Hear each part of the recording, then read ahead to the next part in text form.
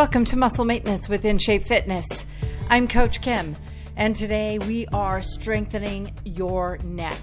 Thank you so much for joining me for this podcast where we are going to talk about the body part that you probably don't even know does a majority of the heavy lifting in your regular day. And it's not something even on your radar when you go into a gym or you take an exercise class. The strength of your neck is probably not something that you think about. Now, you may think about the tension in your neck, but building strength in your neck is not typically part of your exercise regimen. But when it all comes down to the simple basics of your body weight, your neck supports a weight of about 10 to 11 pounds every single moment of every single waking part of your day, from the moment you wake up until the moment you go back to bed. So whether you're going to stand up with me and do a couple of exercises now as we talk through some of the basics, the support structure that is or the components of your neck, and how the inflexibility and the weight of your head and some of the deviations from your posture, how that affects your overall, the quality of your life and your ability to move freely and to exercise without a lot of pain and suffering. So let's get started as we normally do with a postural systems check. And that also is really good for your neck. Whether you know it or not, there are some things that probably happen to you every single day when you wake up and you rush from your bed to get to your job or to school, or to the first thing on your schedule for the day. Your posture may already be great, but we know that posture for most people is not that great. Deviations from neutral or anatomically correct posture are rampant in our sedentary lifestyles in today's age. So if you sit at a desk or drive a car or spend a decent amount of time with a device, your phone or some other sort of handheld device, you likely have some issues with your posture. And here we'll jump right into the significance of the neck. Your head is likely craning forward. So the very first thing that you want to do as you start a postural systems check is to think, well, sometimes I start with your feet. Today we're starting with your head because we're talking about the head. So we want to start by thinking about where your head is in relation to the rest of your body. And that means your head should be on top of your neck, as it obviously is, but you also want to make sure that your head is back, meaning your ears and your shoulders should line up vertically. And if they don't, if your head is craning forward a little bit, what that means, a couple things are happening. One of the main things that happens is that you're pulling on the muscles that reside in the back of your neck and contracting and sort of squishing the muscles in the front of your neck. So that in and of itself may be the source of some pain that you experience, some tension that you experience in your back. And this, again, it happens to everyone. I know I am sitting here and I am talking to you and I'm doing my best to fight it off, even for myself, because I'm sitting at a desk with a microphone and I'm looking at a screen and I'm also looking at some notes. And so I'm, obviously interested in being able to see and sort of approach my podcast as I'm going through all of this. I realize and I have to kind of recalibrate the position of my body with almost every single moment that passes. It's okay.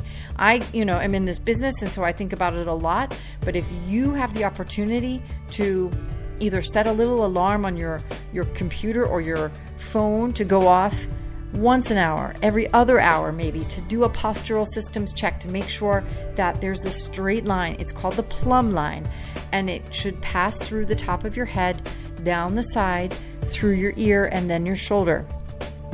The other thing that the crane neck does is it collapses, it partially, because of the conjunction where your head is forward and your shoulders are rounded, it collapses the front of your chest and even thwarts some of the early parts of your digestion and respiration, because your neck is forward, your esophagus and your windpipe are not as efficiently operating as they could be if your head were back, your chest were open, and you're breathing deeply. Now, take a couple of deep breaths in through your nose and out through your mouth. I always like to mention the significance of your respiratory process in just from a daily perspective, or moment-to-moment perspective, where you're inhaling and exhaling, because a lot of people, and this happens a lot with me and my clients, especially runners, a lot of human beings simply think breathing happens, and it does. But if it's passive and you are taking your air in through your mouth, you are not helping yourself. You are actually creating some problems internally for your body that will come back to haunt you later. The most notable thing is that it is not complete respiration, efficient, active, total respiration. And you really do want that. You want that because so much of what your body needs is oxygenated blood. And it also really needs to get rid of waste gases that you cannot use in your body, carbon dioxide. So if you're inhaling through your mouth, you are sort of gulping air in without filtering it through your nose. And the other thing that happens is that you activate the part of your brain, the sort of primitive part of your brain that ignites the fight or flight syndrome in your body, which elevates your pulse and emits stress hormones into your bloodstream. Neither of those two things are helpful to you when you are sitting at your desk. Now, with all the crazy political news we have and all of the stress we have at work, the last thing you need is an added sort of element to stress you out. So it is really important for you to inhale through your nose deeply, smell the air around you, and then think about your diaphragm as you bellow through your mouth, air out. Now, the most calming way to maintain a sort of stationary position is really to inhale and exhale through your nose, but at the very least, and especially if we're exercising together, we're inhaling through our nose and then bellowing out the air through the mouth. And that helps activate the diaphragm. It helps keep your lungs efficiently operating. And also, it helps support that corrected posture that you want so badly. Okay, now the rest of the postural systems check, now that we're several minutes into the session, and we're just thinking again about the body parts, about where all the body parts are in relation to one another. If you have a second to stand up and think about the strength of your feet, think about the position of your pelvis. Those are other parts of the postural systems check that are also really valuable for you as you proceed through your day, particularly if you are about to begin an exercise regimen. There are a couple of exercises that are important in terms of your neck that you can do, at the very least, will help you with your balance. The first exercise is another exercise I do a lot in these sessions, and because it's so simple, it's not, a heart-thumping, sweat-building, muscle-cutting kind of exercise that you might get if you, go to a boot camp class, or you sign up for some, crazy online app that builds your that tracks and builds your exercise regimens from a gym perspective. But it's something called the Lighthouse, and it is an exercise that will isometrically activate a lot of the smaller muscles that reside in your feet and in your lower legs. It forces you to stand up really tall, to zip up your tummy muscles, sort of a standing plank in some ways, when you are just standing up straight, thinking about the activation of your tummy muscles and your back.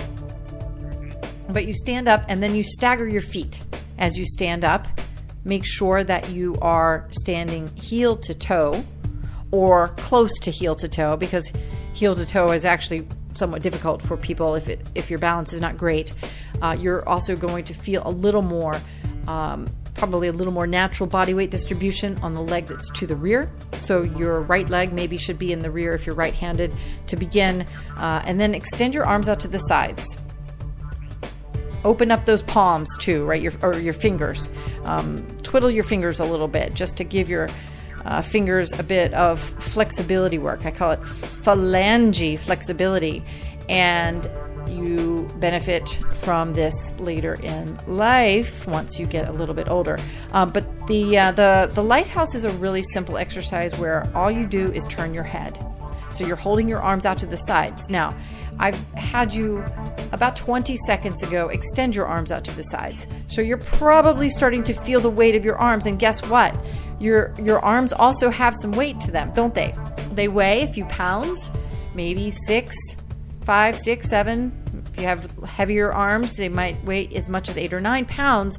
And your arms start to begin to get heavy, which is an added tax on your spine and your tummy. So keep your tummy muscles zipped up, keep your tailbone tucked in, and then turn your head all the way to the right and all the way to the left. Slowly moving the head all the way to the right and all the way to the left. Now, what you're doing in this exercise is discombobulating the equilibrium of your inner ear. It's your vestibular system. And we discombobulate it in order to build this strength in it, to build your stability.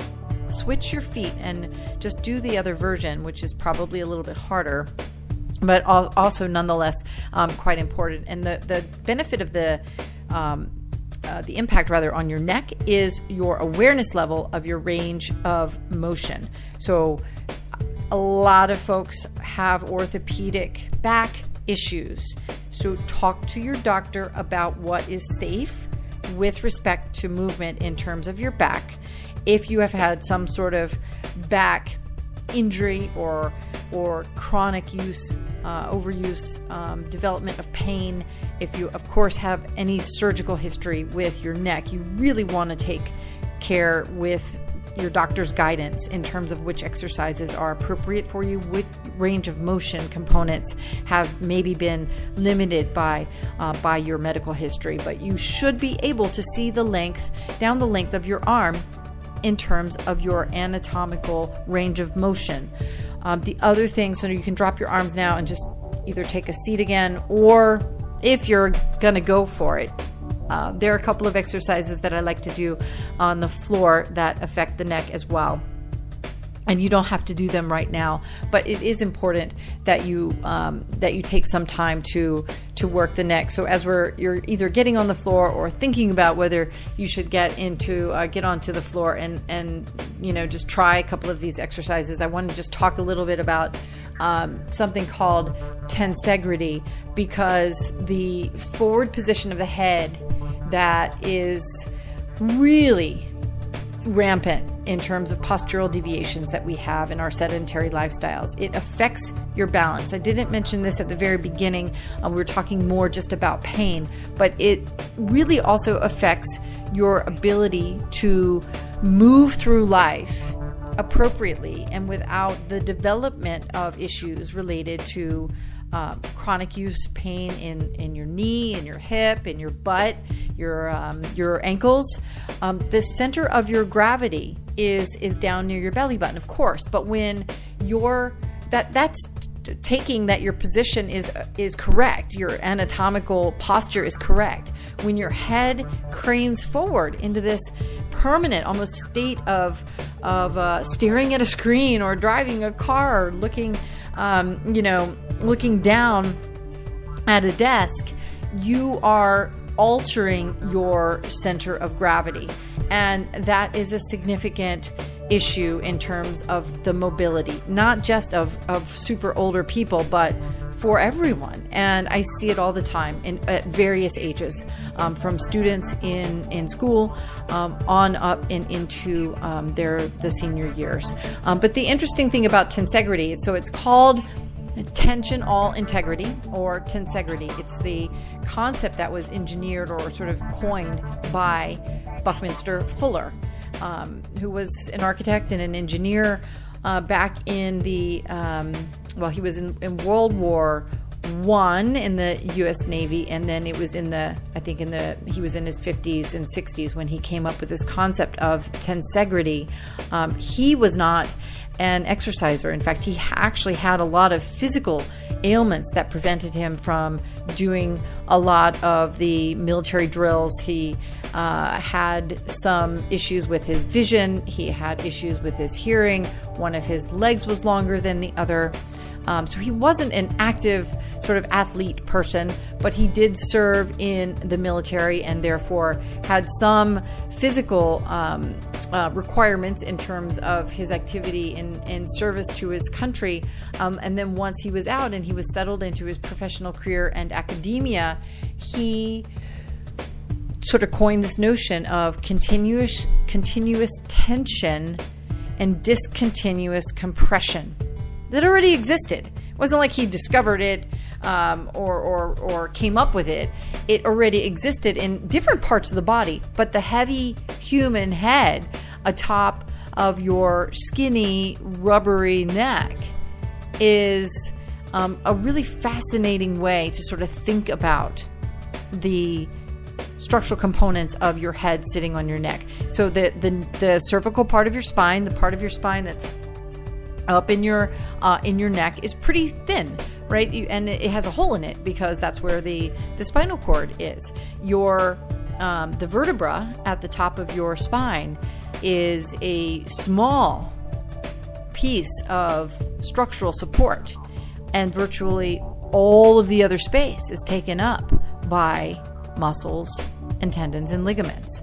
So this tensegrity, the compression and tension relationship, is what is truly required to support your head appropriately, which is why exercise and movement is so valuable. The head is your ballast, the ballast of your body. It stabilizes your center of gravity when it is in the right place. So you really want to make sure that you keep going back to that. And again, the postural systems check once an hour, every other hour is a great way to just remind yourself that this is an important component to your overall health. Now, I said I wanted to give you a couple more exercises before we go, and I do want to do that. So if you're on the floor, one of the 5 Tibetans, I wrote about this in my book that is not released yet because I'm still figuring out the whole publishing thing. But I've got a draft ready for you to read, hopefully sometime in the beginning part of the next year, called Darwin on the Treadmill, and it is about the paradox, really about about health outcomes relative to our consumer habits and spending, and how centuries of fitness through stories, through characters that I've selected throughout history, how their recreational lives, their athletic lives, their leisure even in some cases have produced, and scientific endeavors have produced different ways that we can build movement and exercise into our lives without the sort of mandatory gym membership, if you will. So one of the things that I talk about, because I've adopted this into my own personal exercise life, is the 5 Tibetans. The 5 Tibetans are 5 exercises that supposedly were part of the spiritual monk's daily habits in their morning routine, their morning regimen. Everything is done 21 times. And my favorite one, and this is actually something you can do pretty easily anywhere, is to spin around 21 times. It's the very first thing that I do every single morning. Every single morning. I wake up, I might have a sip of water, go to the bathroom, and then I stand in my living room and I spin around 21 times. And that is one of the 5 Tibetans. The others I won't, there are only 4 others, and you can go and look this up.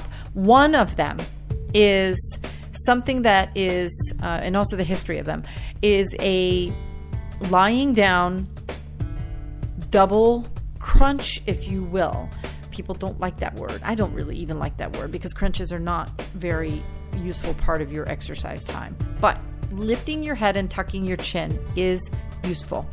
So even if you can't do both parts at the same time, it is important for you to be able to lift your head and tuck your chin to your neck. Right? Now, lying down on the floor, if you've never done this before, if you're lying on the floor and you bend your knees, put your feet on the floor flat, you can simply look up at your ceiling and then, keeping your shoulders down, lift your head and tuck your chin to your chest. You should be able to tuck your chin to your chest. Maybe not touch it, but it should tuck. And then slowly put your head back down and look up. So make sure your field of vision is always in neutral, that your vision is following the movement of your head. The full Tibetan movement is to keep your legs straight, and at the same time that you lift your head and tuck your chin, you lift your legs without bending your knees into an L. So they lift straight up to a 90-degree angle.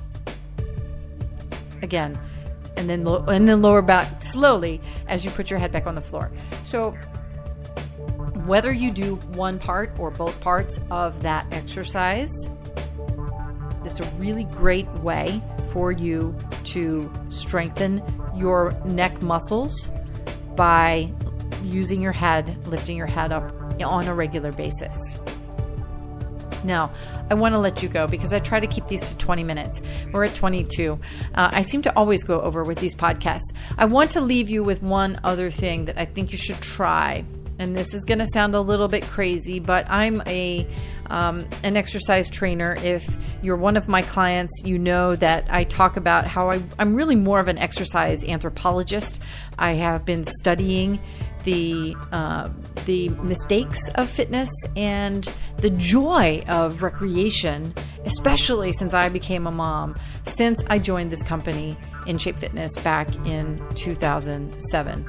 So it's been 11 years. My previous business partner had started the company 10 years older before that. So this company in Shape Fitness has been around for a really long time, and we have seen it all. We've done a little bit of it all in terms of weightlifting, in terms of cardio work, in terms of inside companies, in terms of inside homes, exercising with people on their beds, exercising with people as they sit on an airplane, whatever it has been.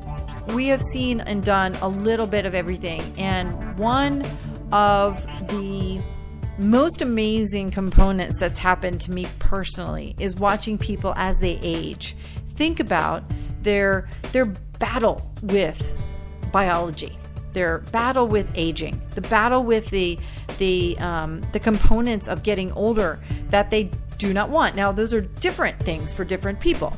There are people that get older and they make their peace with certain components of the way the body is aging, and they just give it up. In fact, aging out of exercise, some of the things that I write about in Darwin on the Treadmill have specific relationships to the concept that people think they age out of exercise at various points and for various reasons. But whether it's, getting too old to jump, or getting too old to go for a run, or getting too old for, playing on the floor, getting down onto the floor because you can't squat because your body is so tight from sitting in a chair all day. Whatever it is, the one thing that I have found everybody gets concerned about is the way that the neck looks because of the aging process, the fat accumulation in the head and around the face and the neck. And there are some things that you can do, exercises with your mouth that and with your eating that are actually really helpful.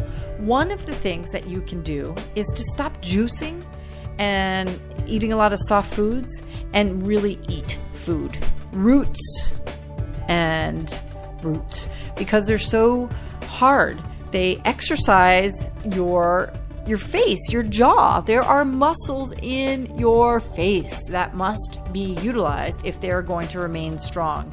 And if you're used to sucking down all of your nutrients through a straw or out of a bottle, you're skipping out on a couple of steps. Because number one, when you chew, you emit, your saliva has enzymes in it that helps your metabolism. But also when you chew, you move your mouth. And when you move your mouth, those muscles are working, and therefore you are, you're maintaining a sense of movement and not letting the inertia settle in your face and neck. The other thing is exercises that, think about exercises you might imagine an opera singer doing. Stand in front of the mirror and open your mouth wide. There's something called a lion's breath as part of a yoga routine where you're like in cat and camel, and you can deeply inhale, and then as you exhale, open your mouth really, really wide and hold it open. You'll feel the muscles in your face contracting and being utilized, expanding. And so those are two really simple exercises that will help build strength in the upper part of your body. And again, if you have any questions about this exercise regimen or this sort of concept, and or any other question you have about your own fitness outcomes and process, please get in touch with me and my team at bodybyInShape.com. I will be back next week with another episode of Muscle Maintenance. Have a great day.